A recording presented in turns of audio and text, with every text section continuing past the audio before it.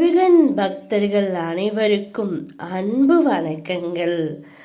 என் அன்பு குழந்தையே, வீணாக குழம்பிக் கொண்டே இருக்கின்றாய், வீணாக கலங்கிக் கொண்டும் இருக்கின்றாய், வாழ்க்கையே வெறுத்து போய் உள்ளாய்.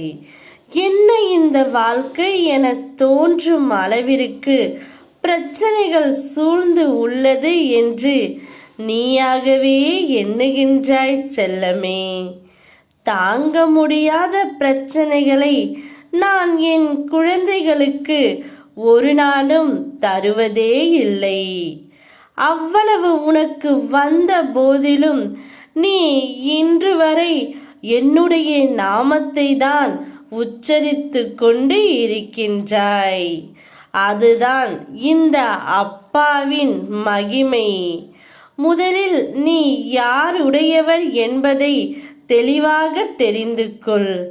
அந்த தெளிவு உன்னிடம் வந்துவிட்டால் நீ இவ்வளவு கஷ்டங்களையும் இவ்வளவு பிரச்சனைகளையும் நான் வேடிக்கை பார்த்து கொண்டே இருப்பேன் என்று நீ நினைக்க மாட்டாய் செல்லமே.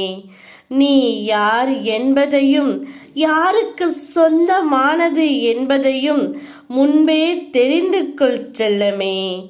ஒரு அழகான பெரிய பணக்காரியான அதிக மதிப்புள்ள உடையை உடுத்தி ஆடம்பரத்தில் வாழும் ஒரு பெண் ஒரு கவுன்சிலிங் செய்பவரை காண சென்றாள்.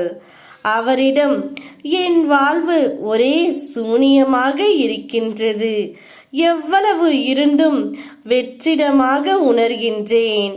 அர்த்தம் இல்லாமல் இலக்கை இல்லாமல் வாழ்க்கை இருக்கின்றது. என்னிடம் எல்லாம் இருக்கின்றது, இல்லாதது நிம்மதி மகிழ்ச்சி மட்டுமே. என் சந்தோஷத்திற்கு வழி சொல்லுங்கள் என்றார்.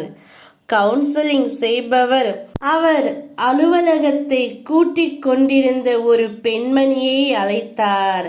அவர் அந்த பணக்கார பெண்ணை, நான் இப்பொழுது பணிப்பெண்ணிடம் எப்படி மகிழ்ச்சியை வரவழைப்பது என்று சொல்கிறேன், நீங்கள் குறுக்கே எதுவும் பேசாமல் இருங்கள் என்றார். பணிப்பெண்ணோ துடைப்பவரை கீழே போட்டுவிட்டு ஒரு நாற்காலியில் அமர்ந்து சொல்லத் தொடங்கினார். மகிழ்ச்சி என்பது பணத்தில் இல்லை தங்கமே, நல்ல குணத்தில் தான் உள்ளது. பணம் எப்போது வேண்டுமானாலும் வரும் போகும், ஆனால் நல்ல குணம் உன்னிடத்தில் இருக்கின்றது. இதை மட்டும் என்றும் மாறாமல் இரு என்று அவளிடம் கூறினாள். அவள் இப்பொழுது பணத்தை விட்டு நிம்மதியாக இருக்க முயற்சி சென்றாள். பணம் தேடி நீ அலையாதே, அது தானாகவே உன்னை தேடி வரும் தங்கமே. ஓம் முருகா.